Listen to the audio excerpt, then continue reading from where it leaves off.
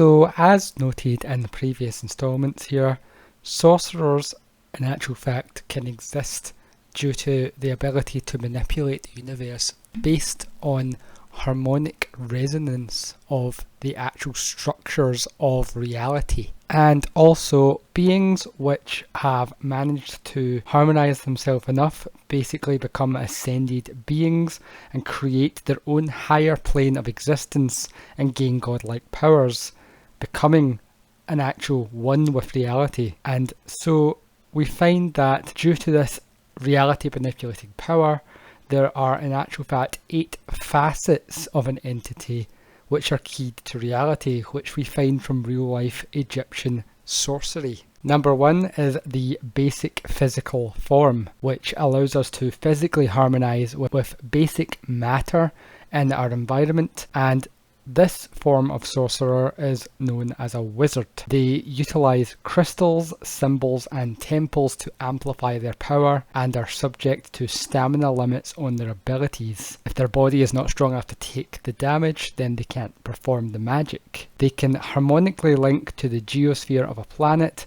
which is divided into 4 categories: the lithosphere, hydrosphere, atmosphere and ergosphere. Now, mastery over an element makes a wizard become a sage. Mastering all 4 of them makes them become the avatar. And each element has an embodiment that exists as a guardian beast, which acts as a sort of nexus being which encompasses the entirety of that force of nature. And as we see, there are also races of beings which exist which embody these forms of nature too. We also find that a morphic deity would exist for the ecosphere of the world, which composes the biosphere, geosphere and noosphere of the entire planet. And as such, this being represents the actual health and status of the world. Now, physical magic can be bolstered by cosmic cycle magic,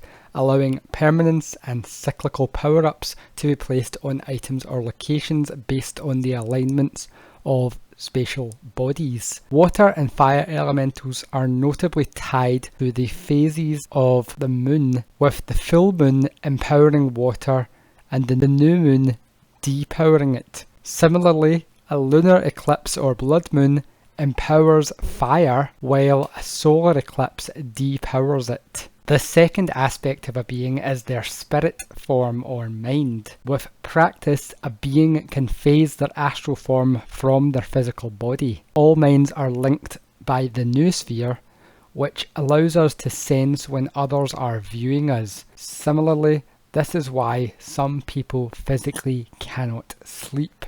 Too many minds in the astral realm prevents others from entering. It is also subject to stamina limits based on the willpower of the entity.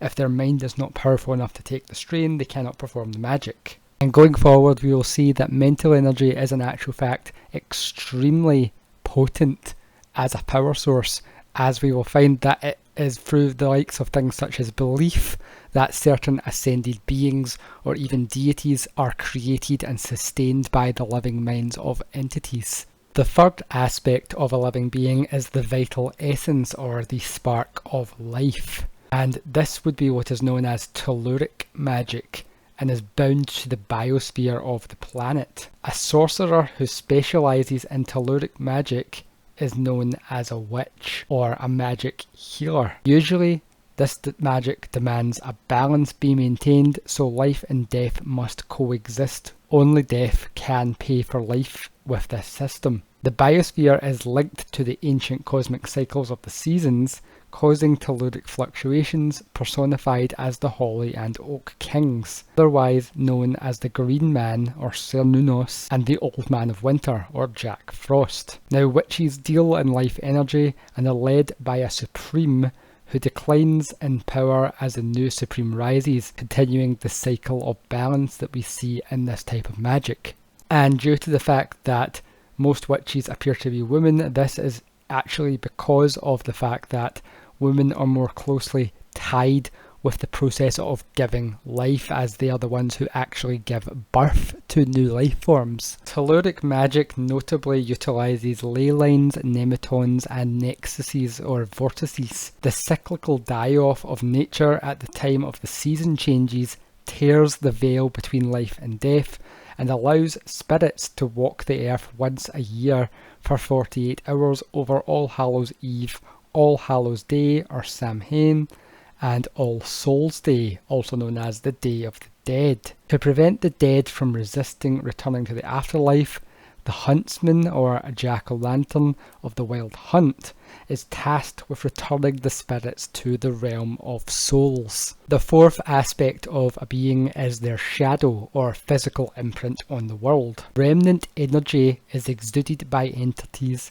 and imbued on their environment. This can create what is known as cold spots and even gives life to things such as golems and mandragoras. Cold spots can absorb enough sentient energy to become aware and even spawn entities such as demons created using the mental energy. This leads to the creation of such things as ifrits, angels, tulpas, boggarts, imps and gremlins. This leads to replays also occurring under certain circumstances, allowing shadows, echoes or reflections of events to slip through time as stone tape recordings etched onto the timeline. The fifth aspect of a being is the personality, or the purity of their soul. Interaction with other beings influences the personality and soul of that entity, mixing their influences in what is known as the migration of sentience. Pets will absorb the personifications of their owner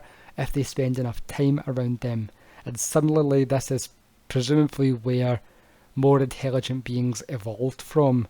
It was the coalition of multiple intelligences building up over time. This is most notably referenced in Cloud Atlas, where it is noted that from womb to tomb our lives are not our own. As we see, the soul is basically a melting pot, and every experience that we have along the way of our lifeline is what influences our personality and our being. Notably, sorcerers can imbue magical power onto animals via soul merging, and this creates familiars which are bonded to their owner, and even in death they still serve, and this is where the creation of beings such as hellhounds come from, as the spirit of the dog continues to follow their master into the afterlife. And some familiars can even lead to such a merging of souls that they can create such creatures as skin changers and berserkers. And the process of this is dangerous, as if the sorcerer is not strong enough, they can be overpowered by the soul of the animal merging with their own. The sixth aspect of a being is their form, which is personified as the perception of the being on the minds of other sentient beings. Essentially, a part of you is captured by the senses of those observing you, and they retain that. And this is similar to how the weeping angels work. The image of an angel, in essence, becomes an angel. And as we see in Doctor Who, the angel can actually manifest inside the mind of the observer. So there is actually an imprint of that angel left behind in their mind. The seventh aspect of the being is the heart, or the bloodline and genetics, as these are linked to the harmonic energies and also telluric energies. And this is seen as a darker shade of magic and allows biological alterations to take place. It is notably used for the creation of such things as blood curses and the creation of Maledictus, or the widow's blood curse that we see in American Horror Story, which can be passed down family lines. By utilising cosmic cycle magic, it can create unholy beings, werewolves bound by the phases of the moon, and even vampires afflicted by the sun. Notably, a blood moon empowers both, but an eclipse depowers them, as the werewolves were created to hunt and destroy vampires, as they are beings of darkness, attaining eternal life, but lacking an imprint in reality or a soul. The eighth aspect of an individual is their name or identity, and this is the memory that persists after their death. The more influential being would be remembered by a greater number of entities, while a spirit can be kept alive via eulogy by those who knew them in life. A more renowned entity becomes legend or myth. Such deities are essentially kept in existence by the will of those who remember and continue their story, powering them via chaos magic, creating gods and demons, and spawning a metaphysical realm out in the chaos realms of the multiverse to inhabit. As their worship declines, they lose power. Their power also stems from the aspects attributed to them. A god of the sky needs an atmosphere to exist to empower them on the world where they are worshipped. Notably, in the case of such entities as demons, if the life form that created them ceased to exist, they too would perish, and so they must ensure that they actually survive in order to continue their own existence. And as we see, similar processes exist which create beings such as Succubus, Mara, and Baku. It is noted as well that no mortal being should be allowed to breed with any higher dimensional entity,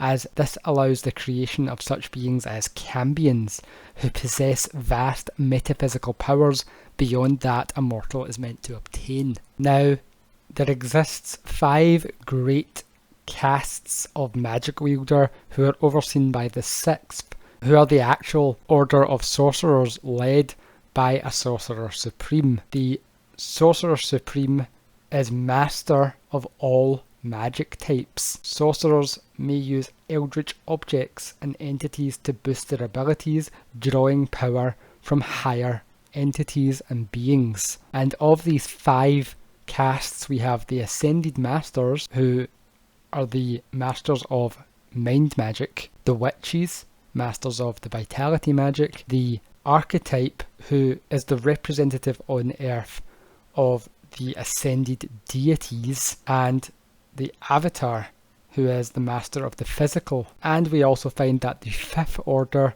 is the order of the mages, led by the Archmage, who study the old magics. We also find that certain magic users have different castes as well within these orders, as we see that a sorcerer who specialises in chemistry is an alchemist, and one who specialises in crafting or engineering is an artificer. Liches are sorcerers who split their souls by unnatural means. Warlocks, on the other hand, are in actual fact dark sorcerers who abuse their magical energies, and it is noted that there can be 8 forsaken abilities that lead to a sorcerer becoming a warlock, which are tied to the 8 aspects of a being. Other such dark magics, such as when a magic user suppresses their powers due to negative emotions affecting their soul, and this creates a negative feedback which forms beings such as Obscurus that act as a parasite on the host. And similarly, remnant energies from negative emotions of beings can manifest and create such things as Dementors, as well as people with great trauma also being used to create beings such as Hydes under certain circumstances. Now, upon death, a being can have multiple possible fates. If a being sells their soul to a deity for power or eldritch energies, then upon their death, their spirit becomes bound to that realm and they serve out their penance. Neutral souls, however, are taken to limbo to be reincarnated or sent to their respective dead worlds. A spirit can become trapped in the mortal plane if they suffer sufficient trauma or unfinished business and become bound to their land by remnant shadow energies or even powerful entities. Once separated from the physical body, the body begins to lose its vital essence as the spirit no longer needs to be bound to it. There are various ways to create undead entities by recombining these 3 components of a being. A dead human body puppeted by magic is a zombie.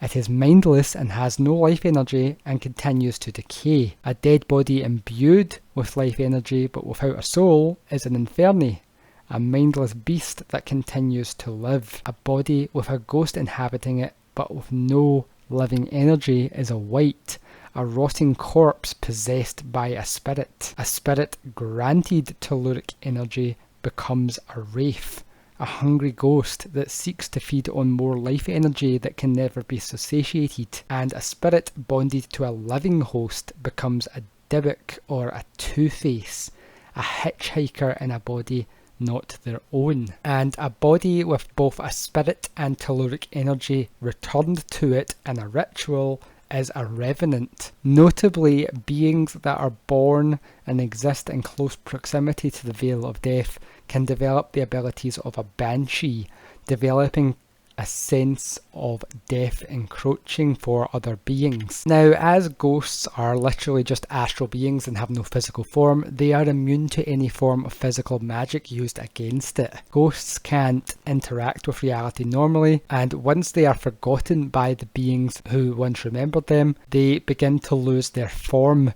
over time, becoming fades. If an object has sufficient levels of agony or remnant, a ghost may be able to interact with it and become a poltergeist. If a ghost can bathe in the blood of a victim of agonizing death, they can feel it, and it allows them a link to the real world through the remnant energies. And repeating this ritual can allow them to form a corporeal being, becoming a ghoul, a zombie-like ghost that now is able to interact with the real world and feed on living beings. Once a spirit passes over, it becomes one with the universal entity, as every person is an iteration of the universe experiencing itself, and so the spirits will be reborn as a new entity and lose all their knowledge and connection to the intelligence as they develop their own life experience. Notably, there are times when beings reincarnate and manage to retain memories of their past, possibly due to magical means or strong willpower.